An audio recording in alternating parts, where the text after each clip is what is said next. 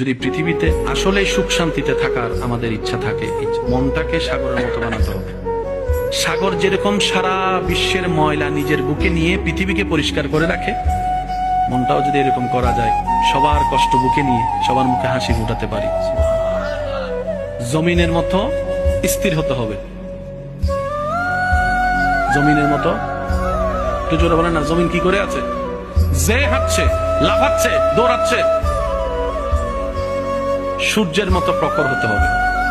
সূর্য আলো দেওয়ার সময় চিন্তা করে না কে আপন কে পর, সবার জন্য দেয়। আল্লাহ আপনাকে যতটুকু দিয়েছে সেটাও সবার জন্য আপনি মুক্ত করে দেন। দেখবেন আল্লাহ তাআলা আপনাকে এমন শান্তি দিবে যা আপনি কল্পনাও করতে পারেননি। এমন এমন জায়গা থেকে আল্লাহ তাআলা আপনাকে উদ্ধার করবে যা আপনি ভাবতেও পারবেন না। এমন এমন জায়গা থেকে আল্লাহ তাআলা আপনাকে নিয়ামত দিয়ে ধন্য করবেন। আপনি শুধু পেতে থাকবেন আর অবাক হতেই থাকবেন। আর বারবার আপনার শুধু একটা আয়াত মনে পড়বে,